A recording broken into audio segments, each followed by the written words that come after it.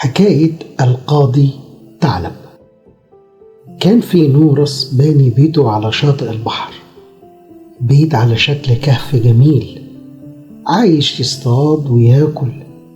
وفي يوم قرر النورس إنه يسافر لفترة طويلة يصطاد ويشوف الدنيا. وفعلا سافر النورس وترك بيته، وبعد فترة من الزمن جه الأرنب ووجد بيت النورس جميل. قال في نفسه: أنا هاخد البيت ده وعيش فيه، ده بيت فاضي أنا هسكن فيه واخده ليا أنا وعيالي. وفعلا سكن الأرنب في بيت النورس اللي على شاطئ البحر، وكان فرحان وسعيد بالبيت. ولما رجع النورس من سفره وجد الأرنب ساكن مكانه وواخد بيته هو وعياله. قال النورس للأرنب: البيت ده بتاعي وملكي، ده بيتي أنا، إزاي أنت وضعت إيدك عليه وكمان تسكن فيه؟ قال الأرنب: أنا لقيت البيت ده فاضي وما كانش حد ساكن فيه، أخدته ليا، وعموما أنا مش هخرج منه أبدا، وإن كان ليك حق في البيت روح اثبته. قال النورس: تمام كده، إيه رأيك؟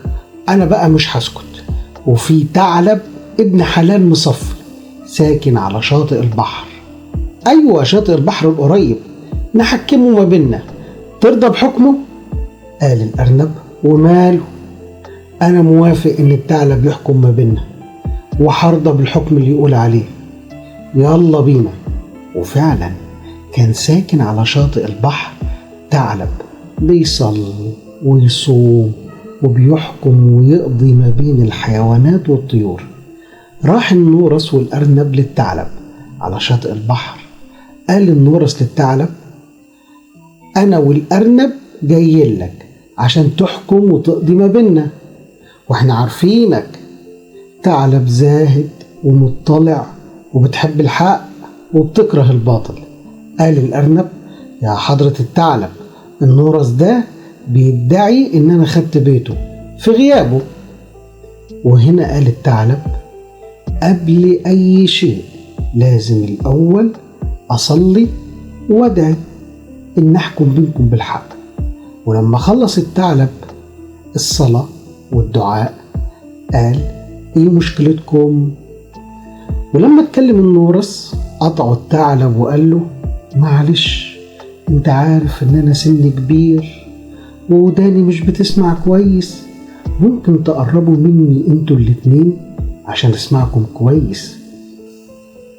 وفعلا قرب النورس والأرنب من الثعلب عشان يحكوا حكايتهم، وحكوا كل شيء للثعلب. وهنا الثعلب قال لهم: الحق هو اللي هينتصر، والباطل ده لازم ينهزم، والحق يعلو ولا يعلى عليه. وقربوا منه أكتر وأكتر وأكتر. وهنا هجم الثعلب على النورس والأرنب وأكلهم. وكان في بومة واقفة على الشجرة شايفة كل حاجة حصلت. استغربت البومة وقالت في صوت عالي: قاضي بلا عدل كالنهر بلا ماء.